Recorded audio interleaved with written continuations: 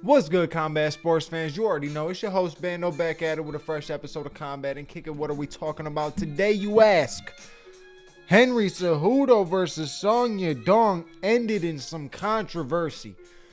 What the heck happened in that main event? That was one of the strangest, and I'm not bullshitting, that was one of the strangest finishes I've ever seen. Very weird, very strange to me, threw me off, messed my parlay up, pissed me off, but it was a great card, a fantastic free card. So let's get through with the review. Let's go. First and foremost, as you can see, setup is looking a little different behind me. Yes it is, yes it is. Did some rearranging today, had the day off, so I figured fuck it, we're gonna do some new shit. We're gonna rearrange some stuff.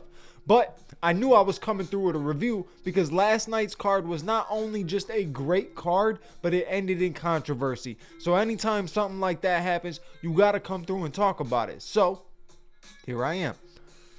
Starting off with the card, like I said, fantastic card.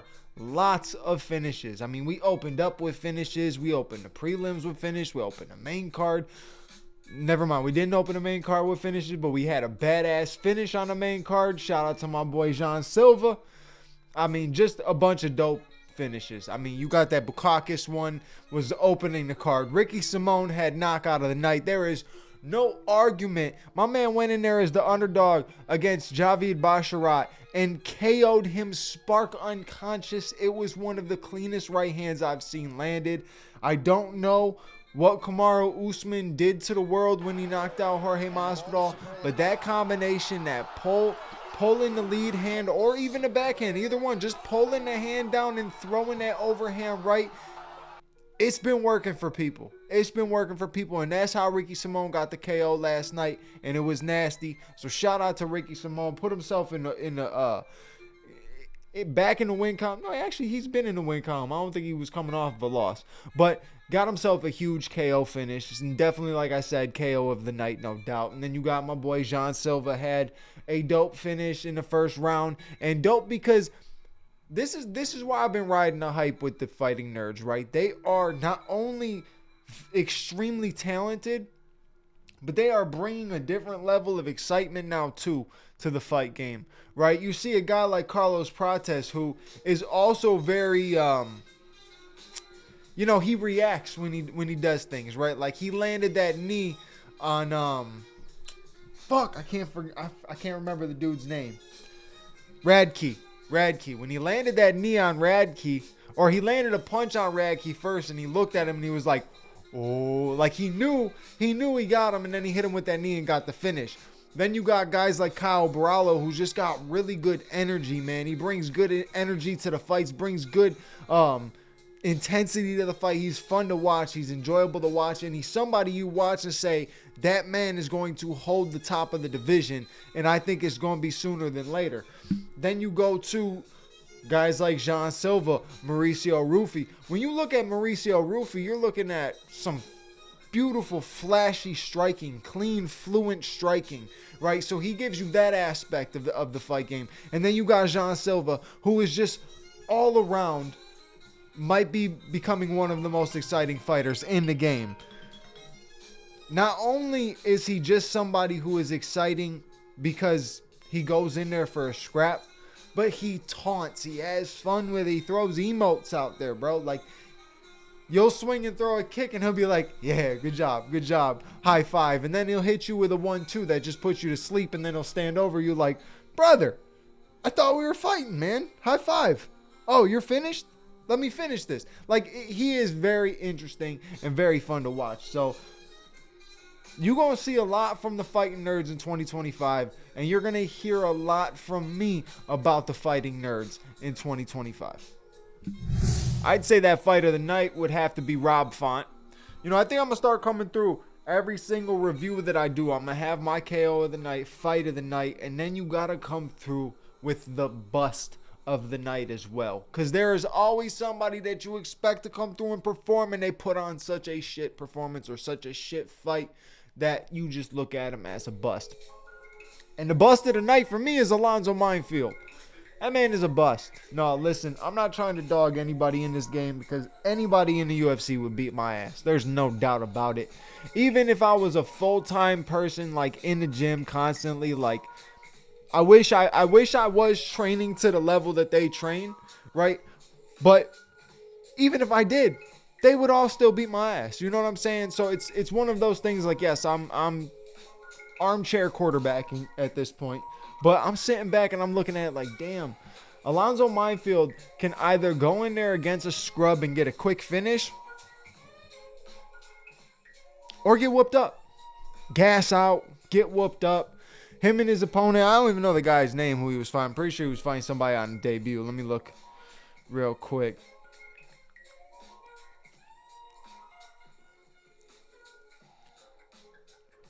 Yeah, he was fighting Julius Walker, who was 6-0 coming into this fight. Both men gassed out pretty heavily. Both men had decent moments in the fight, but nothing special. Both need work. That's all I can say from that. Both need work, man. Both need work bad. Bad. Right? It's sometimes I look at it, right? You watch the MLB, okay? And you're watching it and you're saying, these are the best of the best baseball players that you could find in the world. These are the best of the best. Except for the Chicago White Sox. But everybody else, the best of the best. You look at it and you look at the UFC and you're like, this is supposed to be the best of the best, right? And a lot of times you are seeing the best of the best. But there are times where you are seeing guys where you have to think and wonder, how the fuck did he make it this far? How is he still in the UFC? People have been cut for less. You know what I'm saying? So UFC is a confusing thing sometimes. But Alonzo Minefield is not an absolute bum or nothing like that. There's a lot of points in his game that he's got to work on. Sloppy striking and his cardio. Two things that you don't want to have in the divisions that he bounces around in. So that was my bust of the night. And then kind of Brendan Allen and Anthony Hernandez. I expected a little bit more from Brendan Allen. You know, I thought Brendan Allen was on that point where he's really evolving. He's really getting better. He's really improving each and every fight. But then he comes in and has a fight like last night. And it's not that he did bad. He didn't do bad in the fight, right? He had his moments. But it's IQ. It's IQ, and he doesn't have it.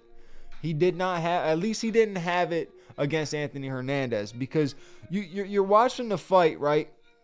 And honestly, I could have put this as a draw. It was a close fight. A lot of scrambling, a lot of groundwork, right? They were bringing it back to the ground each time. Both of them were trying to do stuff on the ground. I think the problem is that whenever somebody did do something on the ground and they ended up getting back to the feet, nobody was doing anything substantial on the feet to really take it over. I think the pressure that Anthony Hernandez was putting on with a lot of the wrestling and avoiding a lot of the spots that Brendan Allen was getting him in, I think that's what led him to getting the win. Brendan Allen had moments where I thought he was going to get the finish. Like, he had his back, he had his neck, he took his back, took his neck. I thought he was going to get the rear naked, didn't get it. You know, it's wild. I really did look at Brendan Allen as somebody who was elevating, coming up, was potentially going to be a problem in the middleweight division. We got to see from him in the next fight. We'll see what happens with him in the next one, because that was last night was definitely not his best, and honestly not a phenomenal performance out of Anthony Hernandez either. He's got some stuff to do. Fluffy's got some work as well. So look, man, I'm sitting back and I'm being a motherfucking person who is critiquing everything tonight. I am critiquing everybody. Yes, I know they can all beat my ass, but we still see what we see from sitting outside looking in. You still see what you see, right? And when you watch a guy like Brendan Allen, who has really good performances, who's getting better, and then he ends up having a performance like this, you're kind of confused on where the elevation was going to. I mean, sometimes people do just fumble. They fumble the bag when they get to that moment. It's not even a big moment, though. And that's the thing. It's not even a big moment. Not even that big of a moment. And then for Anthony Hernandez, I mean, you've seen Anthony Hernandez go in there and get some quick finishes, and he did well in the first round trying to get something going until he ended up being the one who was having to fight off submissions and everything like that. I feel like there's so much more in both fighters. I guess that's my best way of saying it, because I don't want to say they're trash. I don't want to dog them or nothing like that. I just want to say that there's more to see from both fighters that we did not get to see last night. It felt like it was their first fight. You know what I'm saying? Their first fight was early in the pro days, outside of the UFC in a different promotion. It felt like we were watching that again. It was very similar. Rob Font and Jean Masamoto was a great fight. That was a fantastic fight. Bald Rob Font was trying his ass off to get a finish.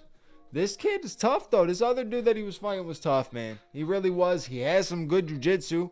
Had some good takedowns. He had one point where he had Rob up against the fence, and he had Rob's back leg lifted up, right? So Rob's bouncing on his front leg while his back one is being lifted up the opposite way. And he kind of picked him up a little bit and tripped him, and it was a really clean takedown. He had some very good moments. Honestly, if the pressure was a little bit more damaging, right? If he did a little bit more damage with his groundwork and his pressure on the ground, it would have been different. There was a lot of moments where I feel like he could have landed some shots, but I'm not really familiar with the guy either. He took it on short notice. Taking a fight against Rob Font on short notice and going out there and performing like that, I want to see more from him. Simple as that. Simple as that. But Rob Font got the win. I think the only thing that matters is that fight ended up getting fight of the night. I don't know if it did, but it should have. That was the one fight that kind of had me locked in the most of the time. So that one. And then, I actually forgot. I got to go back to the prelims for 2 seconds. Austin Vanderford, Paige Van Zandt's husband. That's how everybody pretty much fucking knows the man. He's either Paige Van Zandt's husband or the guy you saw in Bellator fight some tough fights and really not do a ton. But he had a good performance last night. Can't take nothing away from him. He had a good performance last night, was wrestling good, had really good takedowns, did well with the ground and pound. Pissed off his opponent to the point where he beat his opponent. The ref stopped the fight. You weren't look, if you're not defending yourself, that is on you if the fight gets stopped. Simple as that. If you're not defending yourself, you're not fighting back, you're not trying to move out of the position that you're stuck in, that is on you if the fight gets stopped. And that is what happened. The fight got stopped. And he got pissed off. So what did he do? He went to Austin Vanderford's corner and pushed him, all pissed off like it was Austin's fault. Austin didn't do anything but beat up on him. But great win by Austin Vanderford. I don't know if he's going to be somebody who's going to be, controlling the division or being a huge standout in the UFC. But he might put on some good fights and might be a little exciting. And now let's talk about this fucking main event. I kind of did all that. I did not do anything in order there. None of those fights were in order. That was the strangest way I ever did that. I didn't put anything in order. But let's talk about this main event, because this main event really pissed me off. Now listen to this parlay I had yesterday. It was a beautiful 4-leg parlay. I was mixing the boxing with the UFC. I was trying to get a boxing episode out, but it takes so long to upload for some reason recently. I don't know what's going on. It's taking forever to upload, and I could not get the boxing episode out fast enough, so I just deleted it from the uploads. So I'll still do a review on that, but I had a bet for Shakur Stevenson to get a KO TKO win. And the only reason I bet that with Shakur is because, short notice fight. Otherwise, man ain't getting that many finishes. And that's my boy. But had him for KO. Got that. Had Dimitri Bivol winning by decision. Got that. Had Jean Silva going out there and getting a KO. TKO finish. Got that. Last thing I needed was Triple C, Henry Cejudo, to go out there and do me a favor. For once in my life, I wanted to see somebody shoot for the legs all night and lay and pray to get a decision, because that's what I needed. I needed Henry CEJUDO to get a decision. And what happened? He gets poked in the eye in some really strange boof shit. That was trash. You know how pissed I was? Fuck. See, I had to light the joint for that because I'm so stressed out. I'm so stressed out from it. The fuck? So Henry loses round 1. Give round 1 to Song Yadong, landing the better shots. Henry trying to make the adjustments. Comes out in round 2. Did well.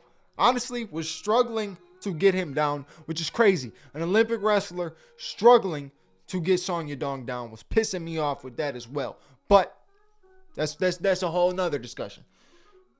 He gets round 2. Did well in round 2, so I'm feeling hopeful. Almost looked like maybe he started gassing Song Yadong out, maybe tiring him a little bit. Nope, I was wrong. Song Yadong came out in the 3rd round, won the 3rd round, ended the 3rd round with an eye poke. Okay, it was an eye poke. Like it didn't seem like fucking Leon versus Bilal. Like it didn't seem like it was that bad, that detrimental to stop the fight. But Henry CEJUDO said he couldn't see. They came out to go for the 4th round. Jason Herzog called it off, and they ended up going to decision after 3 rounds, and Song Yadong won a unanimous decision. Like what? At least do a fucking no contest. At least my shit would have got voided. Maybe. I don't even know. It probably wouldn't have got voided if it went no contest. But either way, like, damn. But Henry,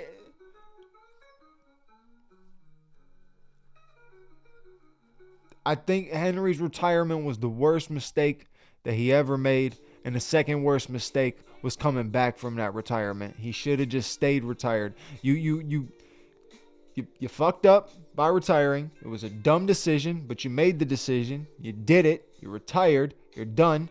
Call it quits, right? If Khabib came back now and ended up losing and then fought again and lost and then fought again and lost, his legacy is going to look a lot more tarnished. You know, a lot of people say, oh, his stuff is solidified. Yeah, it is because it happened, but at the same time, you know, it's looking bad, right? With Israel Adesanya is different because Izzy's on a losing streak, but in the same sense is never actually retired, never said that he was quitting, never taken extremely long time off or anything like that, right? He stayed in the mix. When you retire, man, it's a completely different game because you get out of that fighting mentality. You saw Henry went from being a champion, having the champion's mentality, to retiring and then having that coach's mentality, getting his fighters, trying to get fighters to become champions. He was helping Whaley become champion. He was helping her. He's one of the main reasons, and a lot of people don't mention it, him and that camp over there is a lot of reason why her wrestling got so damn good in such a quick amount of time. But the retirement changed him. Because you shifted your coast, man. You went from being a true on fighter, a true champion, to ending up being a coach, and then you're trying to come back to be a fighter again, and it's not there. Lost to Aljamain Sterling, lost to Marab, loses to Song Yadong. There is no fight that really makes sense now. Who does Henry fight? Jose? That'd probably be the only fight that would make sense. Is Henry CEJUDO versus Jose Aldo. You don't have to put these guys as gatekeepers all the time. Just because they're people that have been big names at the top of the division, it's like, oh, getting a young guy to beat a big name is huge. Yeah, but at the end of the day, it's like, okay, some 27-year-old beat some 38-year-old in there who retired and came back. It's not that amazing for Song Yadong, right? It's not that huge of a win, and the way the finish happened, it really doesn't even, like, it don't give you nothing. So overall, you just have to, if you're Henry, you have to fight a fight that isn't a gatekeeping fight, isn't a fight that's trying to boost you back into a title shot. Every win can get you back up that way. right? Every win can get you back up that way, but you got to get a win to get that confidence back. Because the way he's losing, and not only that, he's looking as if he's slowed down. His striking didn't look that bad last night, if I'm being honest, but he does look like he is slowed down, and he's struggling to get guys down in the wrestling. The wrestling is his strong suit, so the fact that he's struggling to get people down, that's a problem. I think it's time for Henry Cejudo to hang it up, but if he doesn't, take a fight against somebody around the same age, not somebody that you're gatekeeping for, not somebody on the come up, not these hungry ass dudes anymore. It's out of the picture if you retire and come back, right? If GSP would have stayed in the division at that time, he would have been facing a lot of problems with some guys coming up too at the middleweight division. He had Rob Whitaker on the come up and shit. Those are some, he had a hungry division coming up. So it's one of those things where you retire and come back. GSP did it perfect. Retire, come back, get the win, retire again. Basically just saying, I'm going to come back, show everybody how good I am again, and then I'm going to bounce out. Just let me show you, let me remind you, and then I'm going to bounce out. GSP did it perfect. Henry Cejudo did not do it perfectly. And I respect him for continuing to try to get better, or not even try to get better, try to like get better position in the division, like to move up and stuff. But it's the next man up's game now, right? You walked away, the game changed, people went up. That's how the game goes.